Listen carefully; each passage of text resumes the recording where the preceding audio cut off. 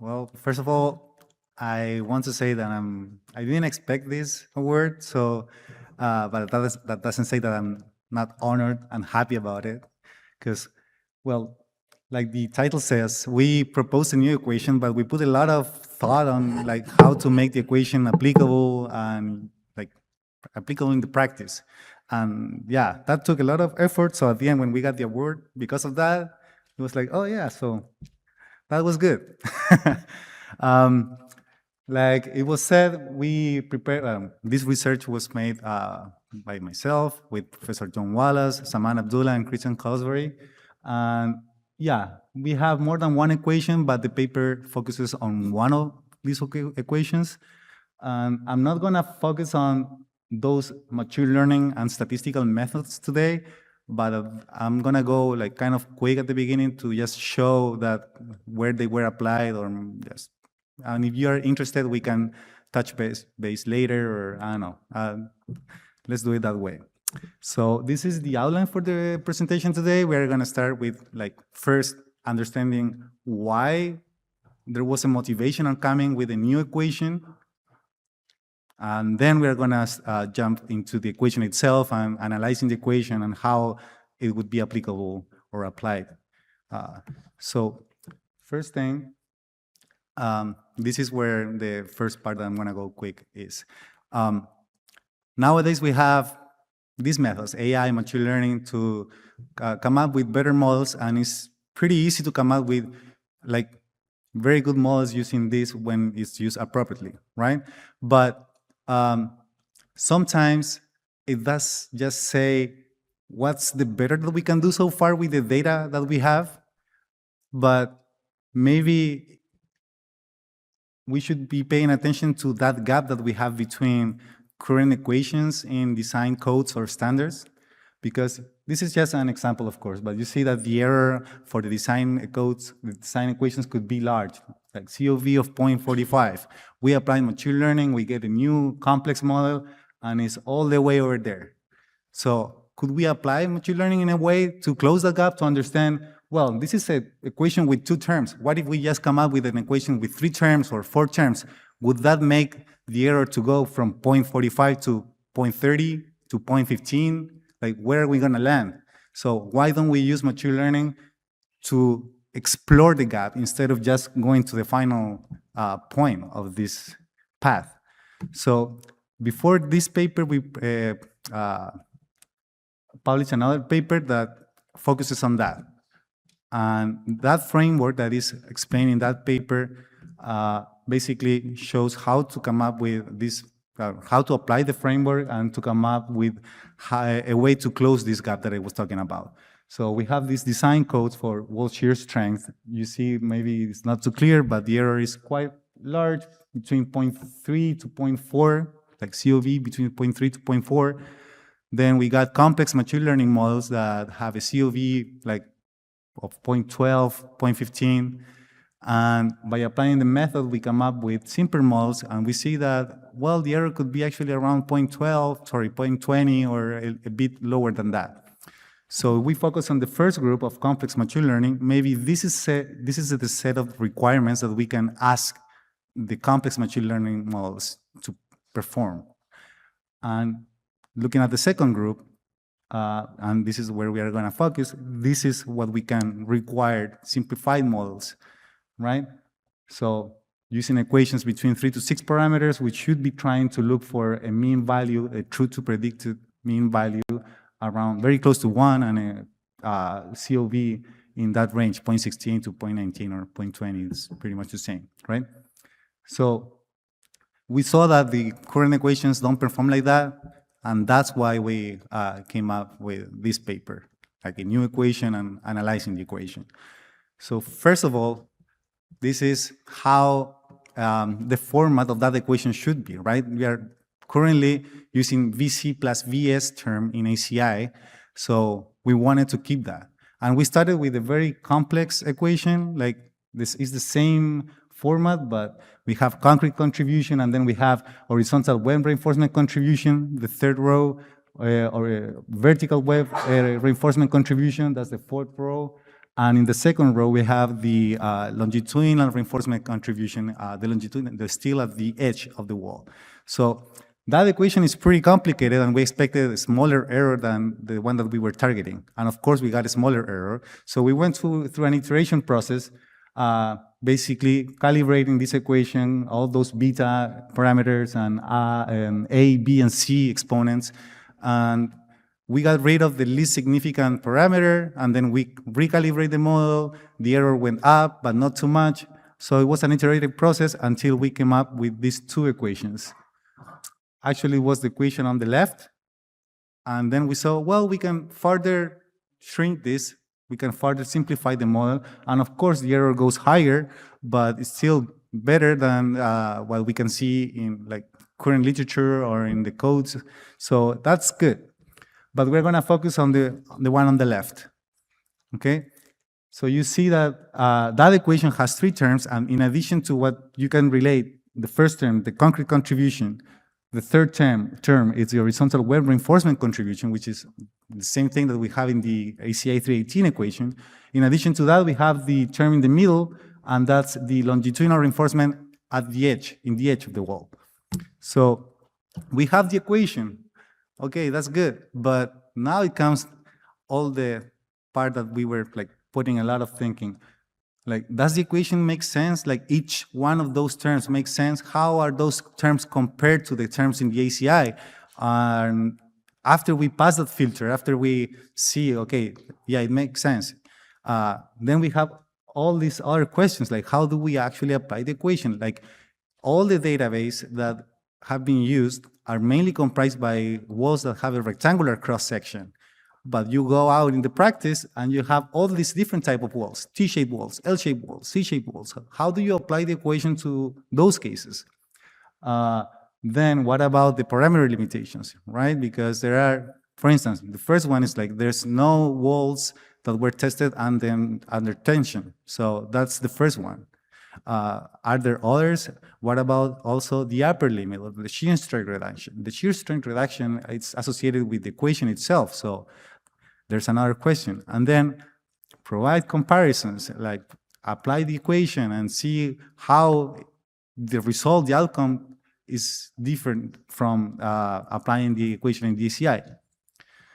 So this is now the comparison. On the left, we have what it's currently in the ACI. So you have the equation, then you have like what's alpha C, what's some parameter limitations for that as well, and also the upper limit. And here we have the same thing, or in the same format. We have the equation, then in this case, alpha C and alpha S, parameter limitations, and the upper limit. And here you can see that the upper limit is pretty much the same except for that alpha shape factor, right there. And you see that the alpha shape factor can go up to 1.5. That's interesting because it means that basically the upper limit can go larger up to like 50% more compared to what we currently have in the ACI. So how do we apply the equations for an asymmetrical wall, a wall with an asymmetrical cross-section? The first thing is that this is my torpedo here, that's the equation. So the first term, we have the concrete contribution, A prime G. A prime G depends, in addition to what we will use in the current ACI equation, which is ACV, we also account for the overhanging flange width that is in compression.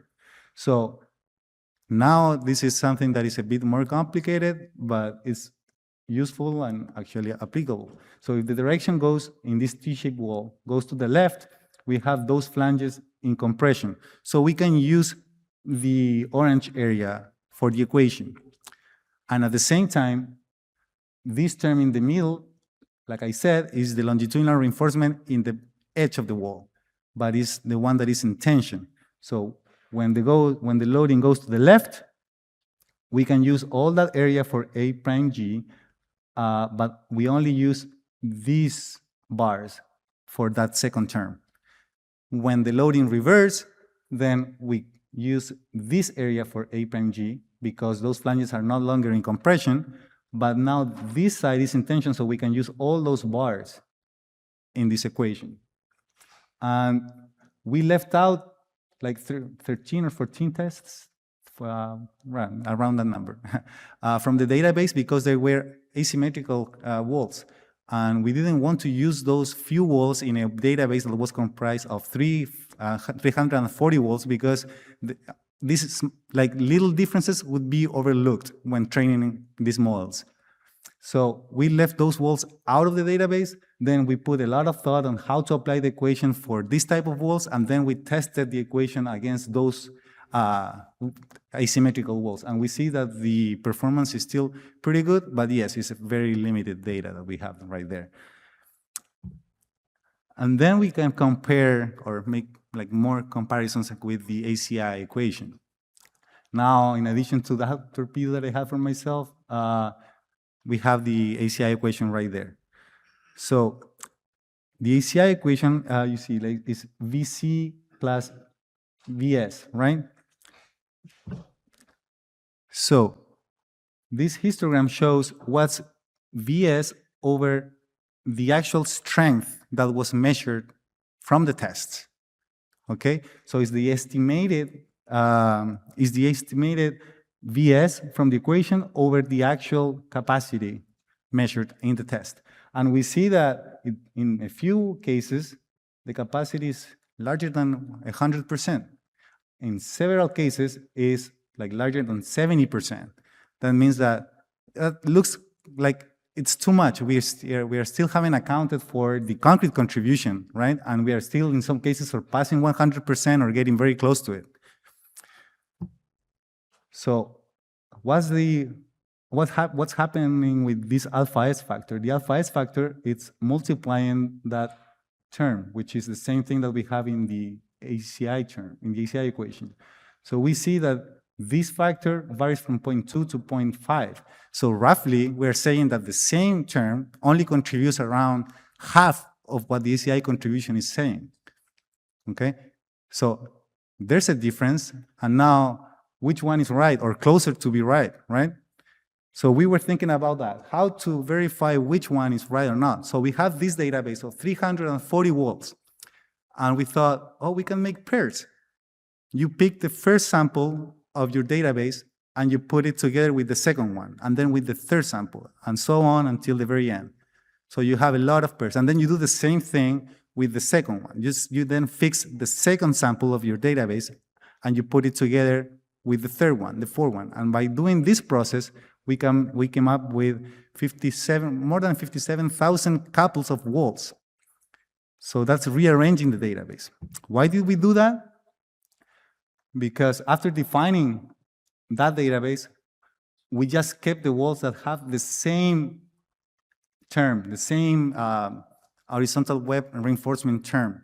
So if they have the same, if this term doesn't change, and we know that, and we look at the change in shear strength, that, oh, sorry, it was the other way around. Yeah, we kept those walls that only change this term. So if this is the only thing that is changing, then the actual shear strength change that was measured between this test has to become from this term, right? So here in the y-axis, you have the actual strength, the actual change in strength measured from the test. And in the horizontal axis, we have the estimation of that change using the ACI equation and using the proposed equation. So the x value is the estimation. And we see that that estimation has to be multiplied when using the ACI equation by 0.27. That means that your estimation needs to be multiplied by 0.27. That means that we are overestimating the contribution of the VS contribution. In this case, we are still overestimating that, but the factor that we have to apply is 0.75. But okay, this is like a lot of dispersion and maybe not too much data, but this is still like a good thing to look at. It's very informative. But then we could do something similar, but instead of just looking at those couples or those companion tests that had changes in this term, we can take a look at those walls or those pairs that didn't have any change in that term. Why? Because if we looked at the alpha C factor here and the alpha C factor there, they can be quite different. By the way, this alpha C factor needed a normalization because here you have square root of f prime C, so that factor actually has units. So after doing that, we could plot these two things together, and we saw that, yeah, there are cases where, well, alpha C in the proposed equation can be much larger. So does it make sense? And doing this study shows that, yeah, it makes sense. So now in this case, the actual change in the shear strength is coming from only this term from ACI and from these two terms in the proposed equation. When estimating that change using the ACI equation, we see that we have to multiply whatever we obtain by 2 or 2.3. That means that we are underestimating the VC contribution using the ACI equation by quite a bit. We have to multiply by roughly 2. And this is just how it came up. Here, the slope is 1. So it's way better. So it makes sense. Okay, we have a very big difference in the concrete contribution, but it makes sense. We are seeing that we are doing that thing now like more accurately. So it does look like in the ACI we have the VC term and the VS term. VC term seems to be under predicting what is actually there. VS term seems to be over predicting what is there. And the outcome, the VN, seems to be roughly in the right spot. So that's one of the things that the equation is kind of addressing. And also, what about the upper limit? So the current upper limit is this one. So you have here the upper limit, 10 square root of f prime c. On the left of this line, we have those walls that, of course, fail in shear, but not in a way that is as brittle as the red line. The red line are walls that fail in diagonal compression, which is a more brittle type of failure. So the equation seems to be, the upper limit seems to be like separating this type of failures. But this is how it behaves for rectangular walls. What about for asymmetrical walls? It doesn't look like that. It's not very similar. So just by applying this factor, we are able to push back this peak value over to where it was roughly here, and we can keep this one where it is.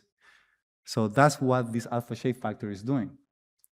And it's only a function of the overhanging or the flange that is in compression, so it's a pretty simple factor.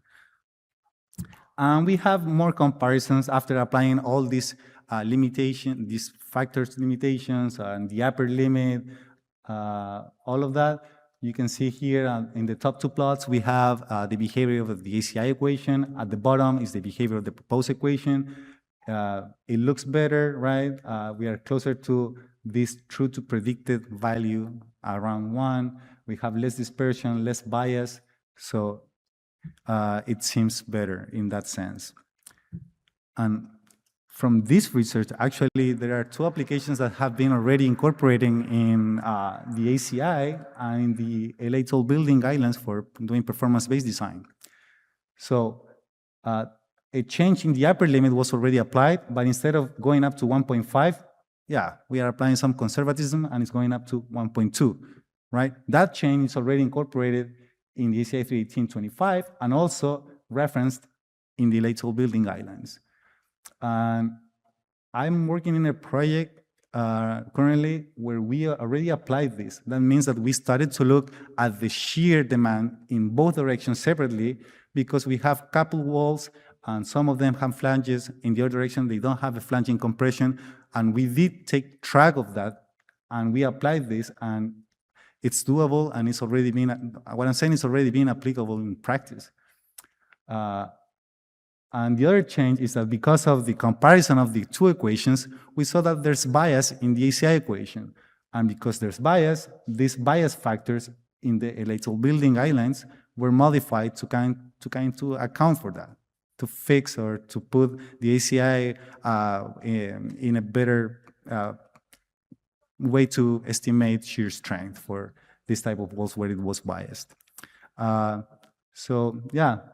This is the last slide, and I wanted to show that it was being applicable. And thank you for your attention. I'm happy to take questions as well.